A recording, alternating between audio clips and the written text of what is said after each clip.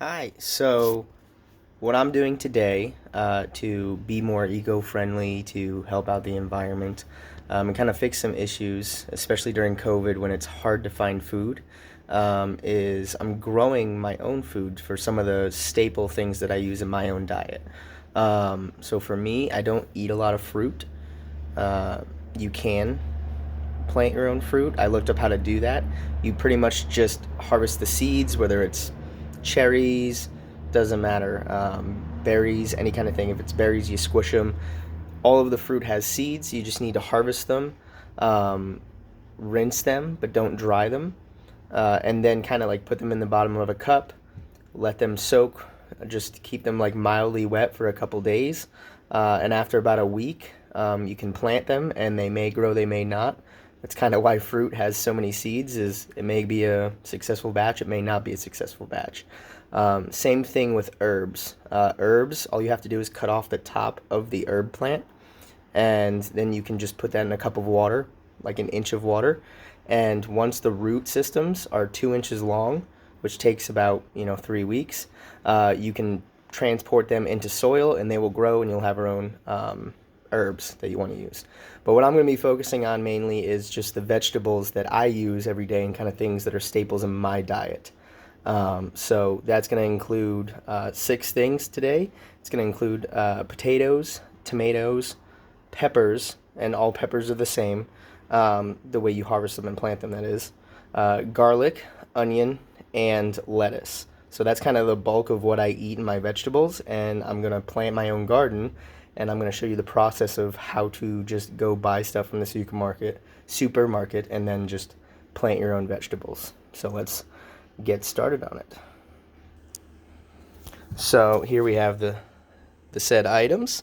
And then what I'm going to do is I'm going to cut the video, pause it real quick, and then I will continue after I've cut all these up, so that way you don't have to watch the grueling process of me cutting these.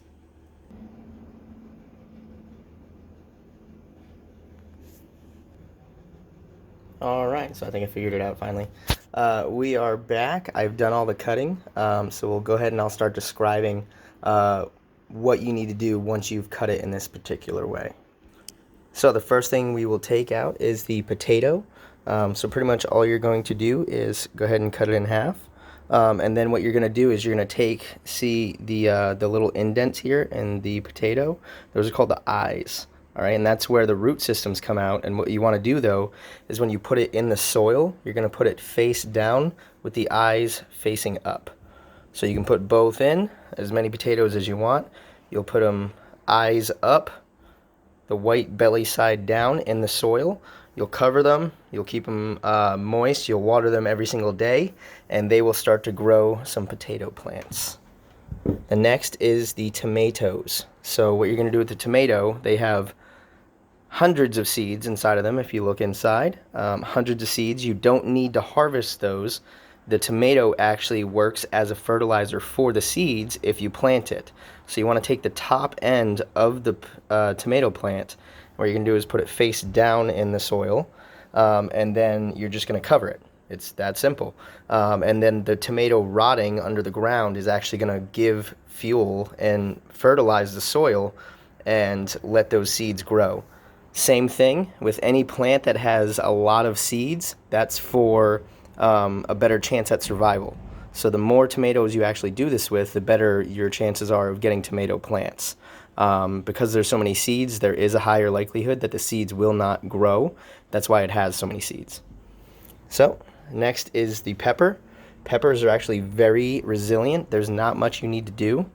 Oh, side note, for the tomatoes, keep them in a warm climate. They need a warm climate to grow. So to initially get the plants to grow, go ahead and just throw it on top of your refrigerator. So for the peppers, this is the little centerpiece that I've cut out. You see the rest of the pepper, I've just hollowed it out.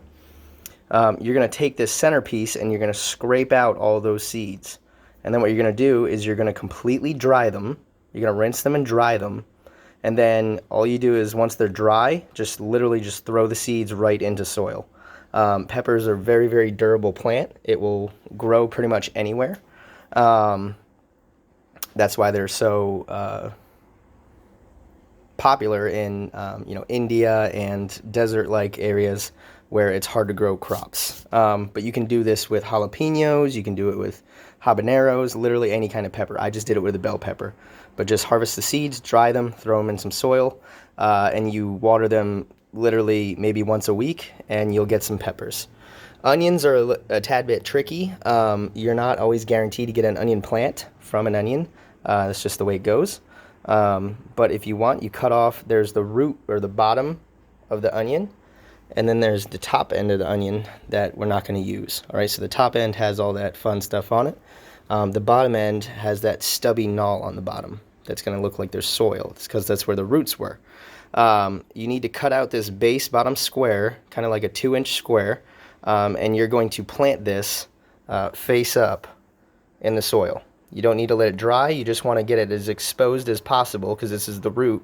You want to expose it as much as possible and then keep it heavily watered. So you want to water that one pretty much every day.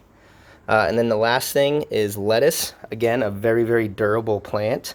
People don't think it is, but you can replenish and kind of rehydrate lettuce by just putting it in water.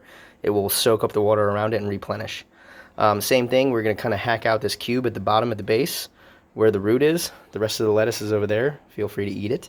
And then what you're going to do is you're going to put this in a glass or a bowl of water for about a week to kind of get the root systems rehydrated and re-going.